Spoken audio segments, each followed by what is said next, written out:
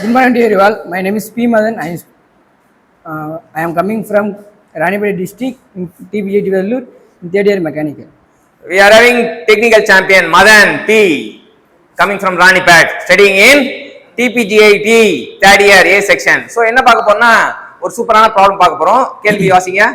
What is net radiant in charge? Net radiant இது கேக்குறாங்க. Interchange per square meter for two very large plates. Large very plate, large parallel plate. At temperature 800 Kelvin 800 Kelvin and 500 Kelvin. 500 Kelvin. 800 Kelvin, 500 Kelvin. Emissivity of hot and cold plate are 0.8 and 0.6. So இவன் 800 kelvin இருக்கான். அப்ப இந்த plate வந்து hot plate அப்படின்னு பேர் வச்சு கூப்பிடலாம். சரியா?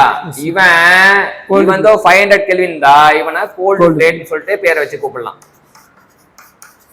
Stephen Boltzmann constant is 5.67 into 10 power minus 8 W by m square. Options. அவ்வளவுதான். இதுக்கு இதான் டேட்டா கொடுத்துருக்காங்க. சரியா? இப்ப Qக்கு ஃபார்முலா எமிசிவ் பவர் ஆர் Qக்கு வந்து sigma epsilon T1 power 4 minus T2 power 4. இதுல A வந்து சேர்த்துப்பாங்க. A வந்து சேர்த்துப்பாங்க.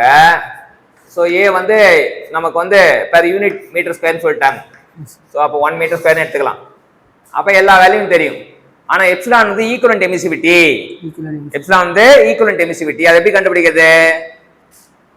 epsilon equal to 1 divided by 1 by epsilon 1 plus 1 by epsilon 2 minus 1. So 1 divided by 1 by 0.8 plus 1 by 0.6 minus 1 போட்டா epsilon கிடைச்சிரும்.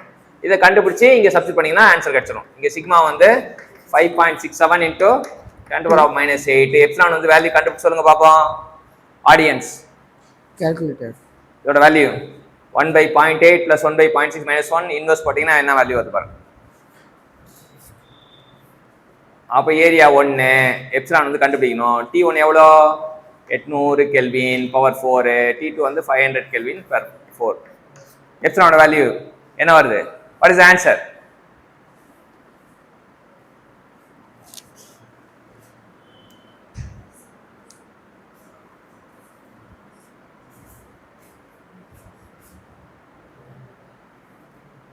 இது 5/4 இது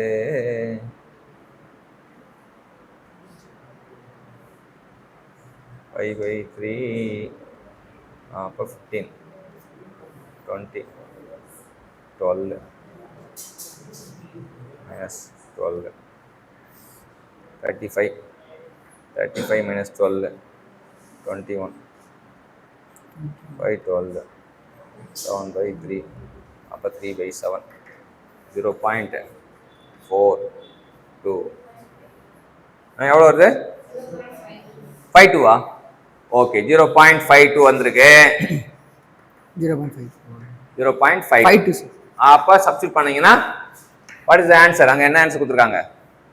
Qவோட value எப்படி பார்க்கணும்? இங்க என்ன கொஸ்டின் நம்பரு?